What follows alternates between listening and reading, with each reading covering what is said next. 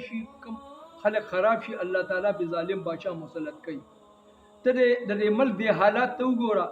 دا نستا غم شته نه زما غم شته، خو صرف د کرسۍ جګړه ده، یو وایي زما ده بل وایي زما ده. نو په دې ارڅ کې دا برکت د دې خلکو د لاسه ارڅ تباہ او برباد شو، ارڅ د دې خلکو د لاسه خراب خراب شو، د دې خلکو د لاسه دا خلک په وړو پسې منډې وایي که تا بوجۍ ګزار که ته خرړاوي وي نه د خلکو یو بل په سر ودرئ په یو بوجۍ وړو باندې. نو دا نور څه نشته دی، دا زمونږ عملونه دي.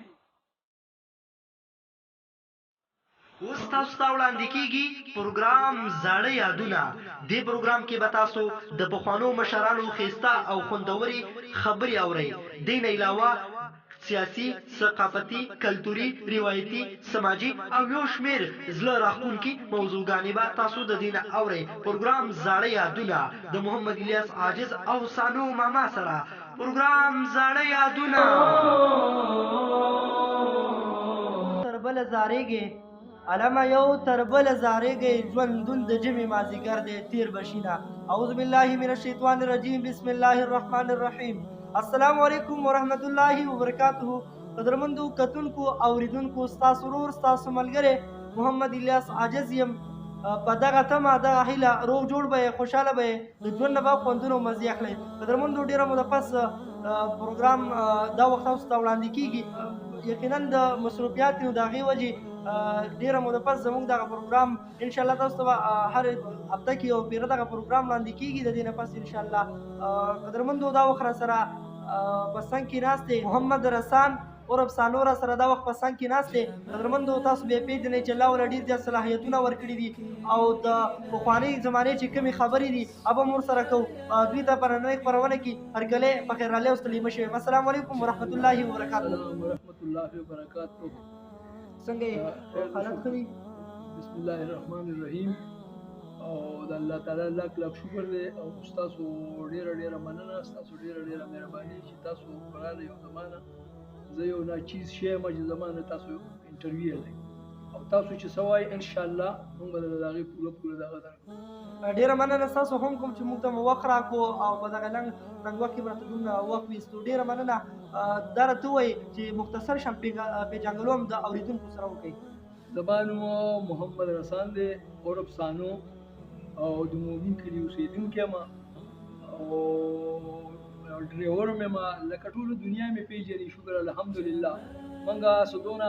دغه نه یو نه څه انجینران یو نه څه چې کوم ډاکټران یي خو په دې غریبۍ کې موږ الله لاک لاک شکر دی چې دا ټول خلک هم پېژني او الله تعالی یې د ټولو خلکو څخه وکړي او د ټولو خلکو د الله تعالی قدر وکړي د زما ناچیز غوندې به شي تابعدار ولاړ یو چې څه قسم خدمت یې زما دپاره منډم وایي تړلم وایي هر څه کوي. دا راته ووایي چې په پخواني وخت کې او په وخت اوسنی چې کوم وخت روان دی په دې کې څه فرق راغلی؟ هغه وخت خلک څنګه وو د دې وخت خلک څنګه وو؟ قدرمندو پروګرام ته ویلی کېږي زاړه یادونه.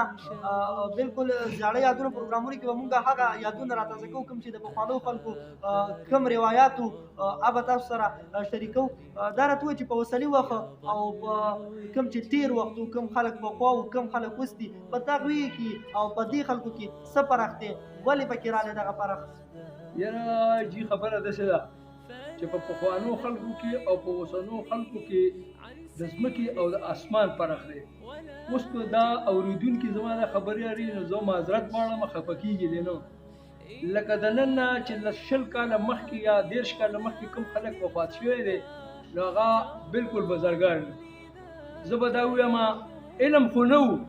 او نه دونه تجربې وې لکه دا اوس چې کومې دي.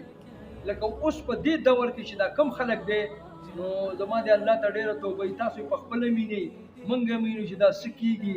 اول اوس ګوره د پېښور په دغه جومات کې وګوره دا مسلمانان دي دا ځان ته مسلمانان وایي 100 کسان یې مړه کړه څوک 100 چرګان نه وژني.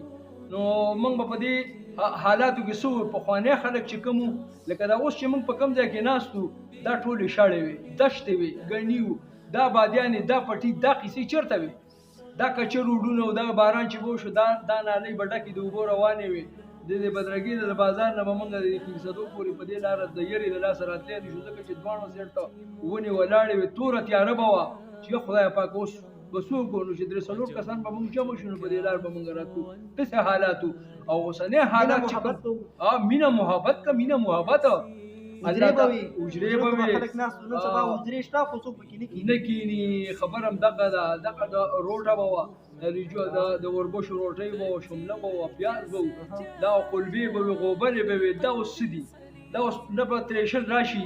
غنم دغه ګرډا روزه بس پورته نه باسي نه د خدای په نوم ورکړه شته نه خیرات شته ځکه خو مونږ خلک دغه ذلیل او خواري ګنه ځکه چې د الله په نوم باندې ورکړه پکې نشته دي نو په پخوانو او په اوسنو کې د ځمکې او د اسمان فرق دی الله دې اوسنو خلکو لم سره د ایمان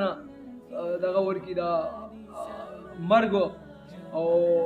توفیق دی ولر د نیک کارونو الله ورکی سره زمونږه او الله تعالی دې خلکو سره ډېر خو کی او موږ خدا کوشش کوو چې دا څونه غلط کارونه چې دا د معاشرې نه ختم شي او خو پروګرامونه لکه درس شو حدیثونه شو مولد شریف شو لکه دې خو پروګرامونه ځکه چې دا دنیا اسیم پاتې ده او که چا سره ارګونه دي او که چا سره کورونه دغه دوه په دوه لاسه بدی نو چې دوه په لاسه د دې دنیا نه یو سړی رسختيږي نو چې په ښه عمل باندې لاړ شي نو ښه خبره چې الله تعالی ته موږ مخامخ شو او هغه موږ نه تپوسونه کوو موږ له صحیح جوابونه ورکو ځکه الله تعالی نه خو سپټ نه دي او نه ته سپټې دی شي او بس زه به تاسو څه وایم لکه پخواني ډېر ښه خلک الله دې جنت فردوس د ټولو نصیب کړي چې څونه مسلمانان مړي دي او موږ له الله تعالی په نیک کارونو باندې د کولو توفیق او عمل راکړي اجدار ته وایي چې مینه محبت ختم شو د دې څه وجه کې دی چې ولې مینه محبت ختم شو نن سبا کوم ګرځو ګورپې څه کې مفاد نشته دی که ډوډۍ دا کنو سری پای کې صفان شپه خو به خپل شوملې به دا سوکلک به ساګ به لکه دا کم وا خوان چې د دې ارسنه لاړې کوم مینه محبت چې ختم شو مین څه وجه کې دی شي د څه وجه خدا دا چې الله تعالی په خپل ویلي دا حدیث ته په قران کې دی چې کوم خلک بدعمل شي کوم خلک خراب شي الله تعالی په ظالم بادشاہ مسلط کوي ته د دې ملک د حالات ته وګوره دا نستا غم شته نه زما غم شته خو صرف د کرسي جګړه ده یو وې زما ده بل وې زما ده نو په دې ارسه کې دا برکت د دې خلکو د لاسه ارسه تباہ او برباد شو ارسه د دې خلکو د لاسه خراب خراب شو د دې خلکو د لاسه دار خلک په وړو پسې منډه وي کته بوجي گزار کته خړلاوي وینه د خلکو یو بل فساد ودرې په یو بوجي وړو باندې نو دا نور څه نشته دی دا زمونږ عملونه دي